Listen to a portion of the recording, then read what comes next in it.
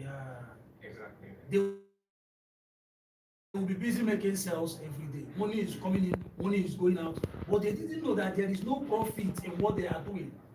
Let's say somebody that opens a Absolutely. provision store, every day you come, give me milk, give me milk, give me this one. He's selling, he's eating part of the money, he's selling, but there is no Exactly. profit. So there should be emphasis on somebody trying to differentiate between money that is coming in as revenue and money that is As being profit. made as profit. Exactly. That's a nice one. Thank you. Okay, at there times when it seems as if one is making profit, but when you calculate it technically, you now realize that one is not actually making profit. And the answer is very much Yeah. When you can experience such situations is when you don't have your books. When I say books, I mean your record. Hmm. You know, this is one of the reasons, this is one of the little things that a lot of businesses miss it out there.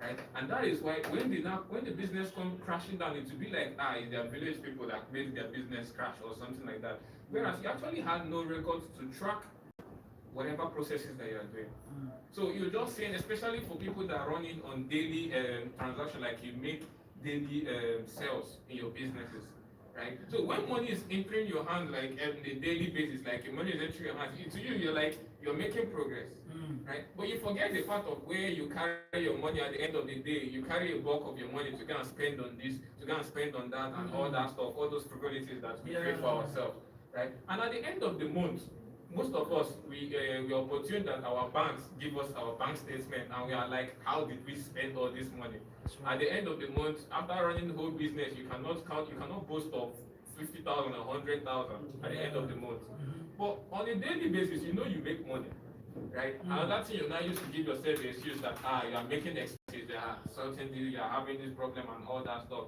But there are people that are doing the same business as you are, but are conscious of their record, Mm. right? And at the end of the day, they can amount to something as the profit, Yeah. right? So the challenge with most people is that they have no record to show for their expenditures, Yes. right?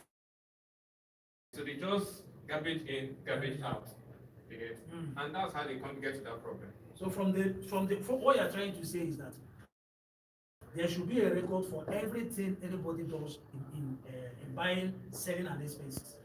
Because I'm trying to think of it this way. Sometimes a seller in the market might not really put down record of when he took a pure water, when he ate mama put, when he made one simple bought fuel, but those basic things that you need to get your business working. Some people don't take record of it. So you're trying to say for every business to thrive, they need to keep record of every money that leaves the business. This brings me to the second thing I want to talk about now is Okay. budgeting. Okay. Budgeting plays a key role now because there's a saying that any money that you've not assigned Mhm. is bound to be useless. Yeah. Like if you do not assign a particular percentage of your money to sort this thing out, every other problem might look like a problem for you to solve. Hmm. When you say that for this my business now, 10% now will go to saving, Mhm. 20% might go to investing. Mhm. You can set out 10% to also help the less privileged and sort out most of those family problem or whatever problem and all that stuff, right?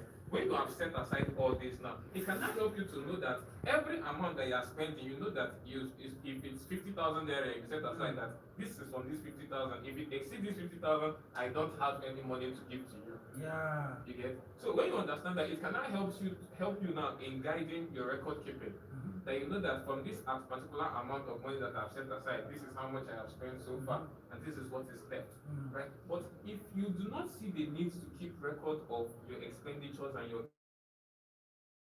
income, Mhm. there's a human psychology that when as it's coming in, you have that whole anxiety of spending Have and money. yes, because you feel that it will always come, Yes. right? You feel that the money will always come, so for that reason, let's spend it, Mm. right? Because after all, tomorrow money will come tomorrow. But at the end of the whole month, at the end of the week, at the end of the day, you have nothing to write home about, Mm. right? Say for example, if you close up business for 1 week or 1 month, you see that nothing comes have in again, you nothing. have nothing to sustain again. Is that business? That's not business. Mm. That's actually a job. Okay. I think we should.